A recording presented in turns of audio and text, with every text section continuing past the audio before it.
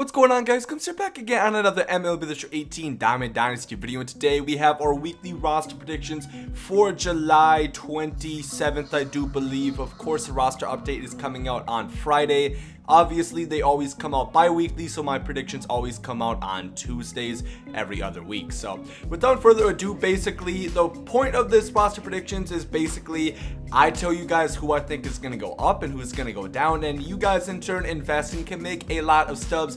You guys can see I've been doing a lot of grinding lately. I have a lot of stubs, and I have a lot of really cool videos coming soon for you guys, so make sure to stay tuned for that. Make sure to hit that sub button. Make sure to leave a like down below. But let's get right into these roster predictions.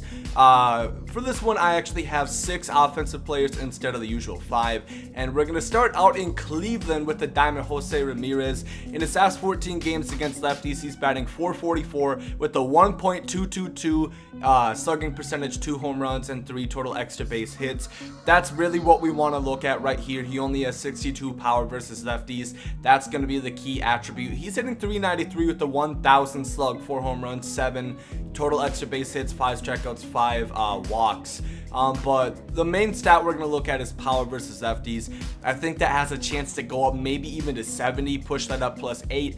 Honestly, his price probably will be going up a bit because he is a switch hitter. Personally, I love this card gameplay wise. He is so good.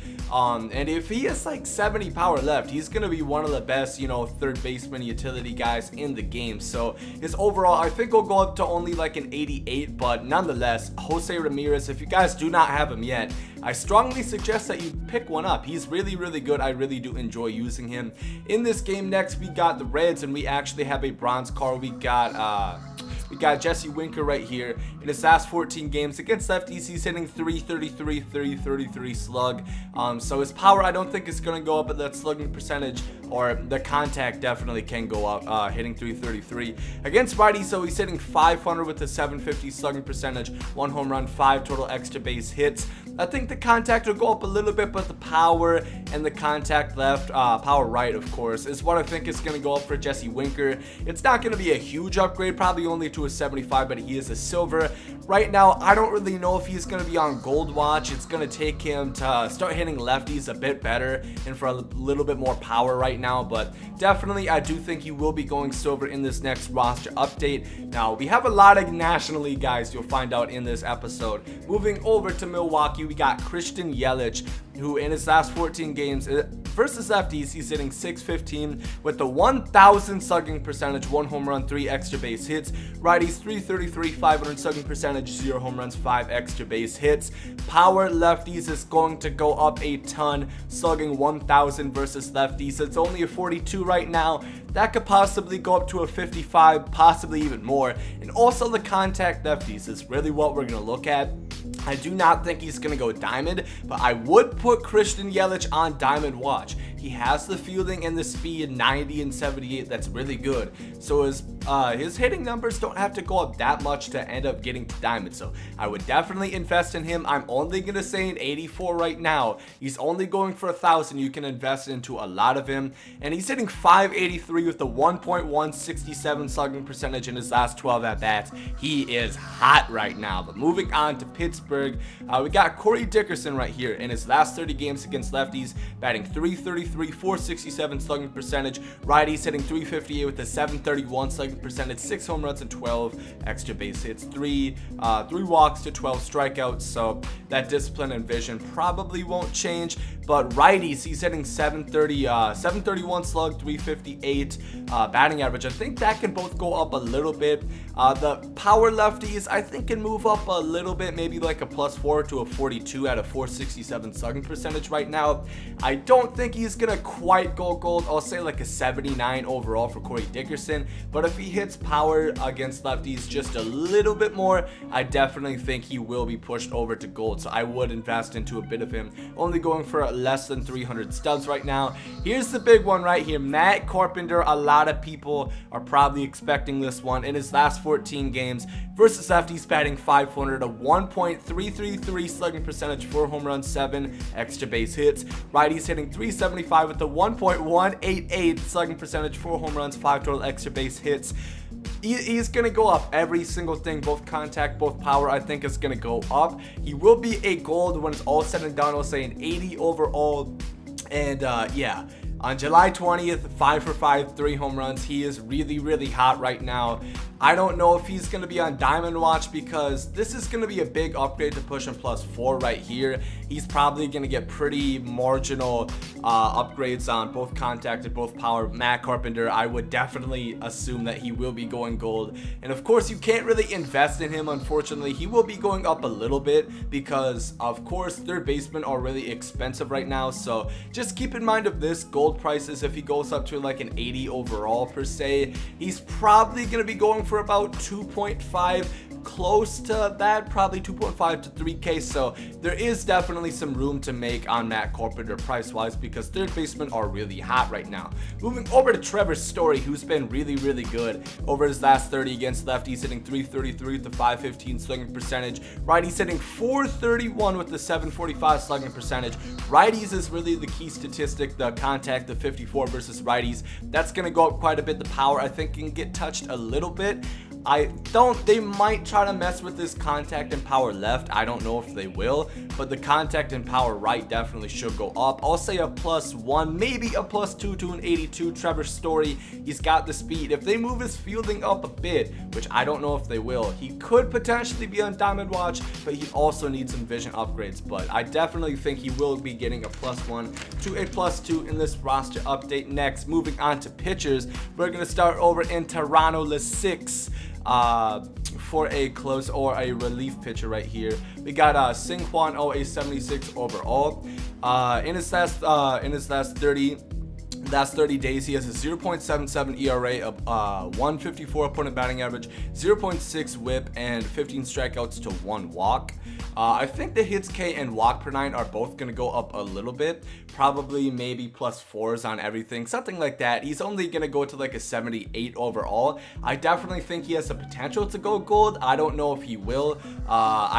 Who's actually their closer right now? Because I'm pretty sure Roberto Osuna still is not back yet. So somebody let me know down below in the comments. Who's the closer right now? Is it Sing Hwan Oh? Because if he is closer and they move him to closer, he definitely could go gold. But I do think he'll get a +2 up to a 78 in this roster update nonetheless. Moving over to Pittsburgh, we got Felipe Vasquez finally changed his name. He has a 0 ERA, a 163 OBA, a 0.71 whip, 24 strikeouts to 2 walks. I think the walks per 9 could possibly go up +7 to like a 70. And then the K per 9 I think is going to get about a +6 over to a 90. He's looking really, really good right now. I am going to put him on Diamond Watch. He's looking really nice. He's not going for too much, so it isn't a high risk investment. I'll say an 83 new overall for Felipe Vasquez in this roster update, but make sure to grab him. Not only is he good gameplay wise, he just could end up getting that diamond upgrade sometime this year. Moving over to Colorado, a guy who did get upgraded last roster update, Tyler Anderson.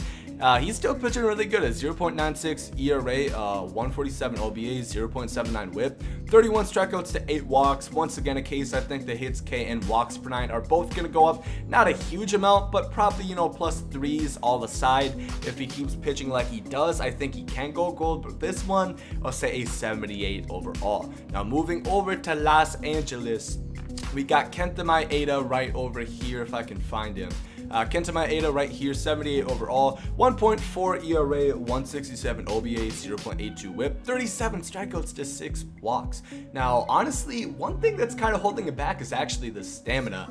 Believe it or not necessarily his per 9s. Once again, I think they all can move up. 37 strikeouts, I think that's going to move up close to like an 80. Walks per 9 could move up maybe a +4, and then the hits per 9 also around an 80. I think Kenta Maeda is going to go gold this roster update up to an 80 overall.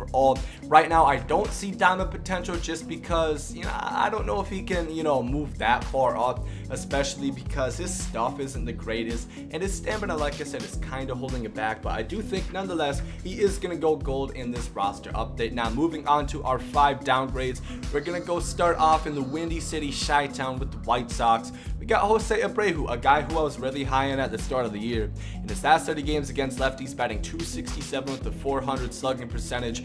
That's not good. I think that's gonna both go down a little bit, probably not nerf it too much, but versus righties, hitting 147 with the 235 slug, 2 home runs, 2 extra base hits. I think the contact both ways is gonna go down, probably below the 80 mark, definitely for sure. Power might get touched a little bit. I do not think he's gonna go silver. I'll say 80 overall for Jose Abreu. I really hope he can turn it around because I'm still high on Jose Abreu. I really liked him when he came into the league, and I still like him now. I just hope he can turn it around a bit. Moving over to Philly, we got Carlos Santana right here, 78 overall. Last 30 games against lefties, hitting 250. The 600 slugging percentage, that could actually, they might move that up like a 55 or something.